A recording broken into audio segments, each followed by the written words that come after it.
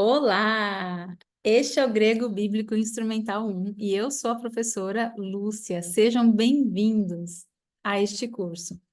Se vocês quiserem saber um pouquinho mais a meu respeito, vocês podem encontrar na descrição as minhas informações sobre o currículo Lattes, meu e-mail e as redes sociais. Sigam-me nas redes sociais para que vocês possam me enviar sugestões, perguntas, dúvidas, tá bom? Que vocês tenham e nós tenhamos uma maior interação. Bom, essa aula aqui é uma aula introdutória, tá ok? Então, nós vamos aprender um pouquinho sobre o propósito para se estudar o grego bíblico. O grego bíblico é a língua que foi escrita no nosso Novo Testamento. Então, é importante ter em mente o propósito para se estudar essa língua tão maravilhosa, que vai ajudar vocês, principalmente nos momentos de maiores dificuldades, tá?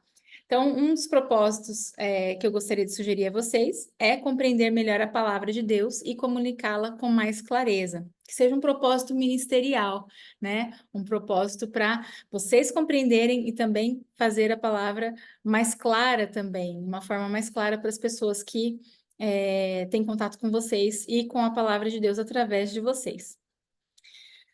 Bom, vou dar algumas dicas, além dessa do propósito, que é a memorização.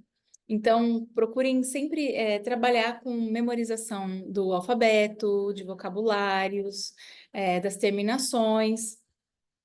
E eu vou dando outras dicas também, além dessa da memorização. Como que vocês podem fazer isso? Bom, vocês podem usar cartão de memorização, né? Alguns cartões, como esses daqui, que vocês estão vendo, para memorizar o alfabeto. Vocês colocam a letrinha de um lado, né? Do outro lado, a letra em português. Vocês podem também colocar, em relação ao vocabulário, colocar uma palavra de um lado e o significado do outro, e assim vocês vão exercitando.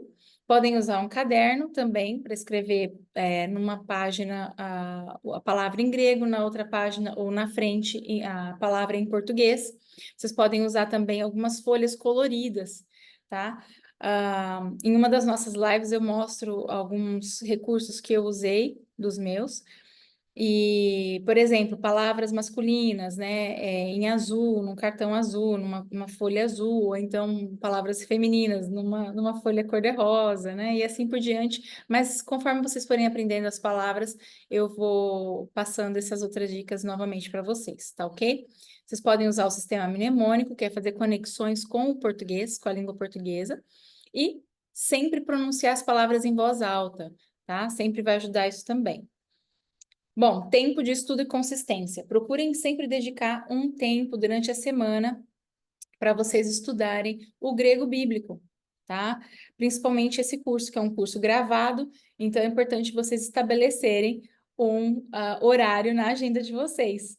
Especialmente se vocês separarem duas vezes por semana, vai ajudar vocês muito mais, tá ok? É possível, mas é mais difícil alguém aprender uma língua estrangeira estudando uma vez por semana. Então, por isso que é importante vocês separarem pelo menos 2 dias por semana, pelo menos 1 hora, né, para estudar, assistir os vídeos e depois fazer os exercícios também, praticar um pouquinho com a leitura. Os que estudam de última hora são reprovados. Parceria, procurem ajuda de outros colegas que queiram também aprender esse idioma tão lindo, para vocês também trocarem, né, conhecimento, trocarem as informações que vocês estão adquirindo. E disciplina, que é fazer o que deve ser feito na hora que deve ser feito. Tá ok? Bom, nós temos aqui um versículo do Evangelho de Marcos, Marcon, né, o capítulo 1, versículo 1, para vocês terem uma ideia como que o grego soa um pouquinho, né? A pronúncia que nós vamos usar aqui é a pronúncia erasmiana. Então, tá aqui, arche tu evangelho, Iesu Christo, huiu tu seu. Princípio do evangelho de Jesus Cristo, Filho de Deus. Mas de onde surgiu a língua grega? Escrita, claro, né? A origem do alfabeto. Bom, o alfabeto grego, não só o grego, como outros, como o hebraico, por exemplo, veio da língua fenícia, tá? Heródoto diz em um dos seus escritos que foram os fenícios que criaram o alfabeto. E o alfabeto grego que vocês estão vendo aqui, né? E é o alfabeto clássico, mas não é esse o grego que vocês vão aprender aqui. O grego que vocês vão aprender aqui é o grego chamado Koiné. O que significa Koiné? Koiné significa comum, tá? Grego Koiné, tá? Que significa comum, que era a língua falada pelas pessoas no dia a dia. Foi a língua que foi se desenvolvendo popularmente, e é claro que a língua ela vai sofrendo alterações. Por exemplo, se vocês pegarem o livro dos Lusíadas, vocês vão observar que o português que está escrito ali, né, é um português diferente do português que nós falamos hoje. A mesma coisa, tá? Então, a mesma coisa se refere a essa língua contida no Novo Testamento, que vocês vão aprender agora. Então, esse grego aqui, que é o grego koiné, é o grego comum, que foi escrito não só o Novo Testamento, mas também a Septuaginta, que é a tradução do Antigo Testamento, da Bíblia Hebraica, que é o nosso Antigo Testamento. Ok?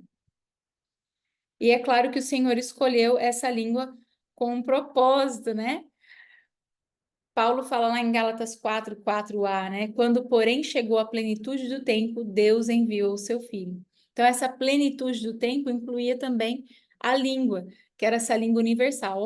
Para onde Paulo viajasse, as pessoas falavam esse grego koiné. E as pessoas se comunicavam usando essa língua, e as cartas eram escritas, né? Também nesse idioma. Por isso que Deus escolheu, claro, ele faz tudo perfeito, né? Esse tempo quando essa língua era uma língua universal ali dentro do Império Romano, ok? Gente, e por hoje é só. Nós nos vemos na próxima aula e vocês vão aprender o alfabeto na próxima aula, tá ok?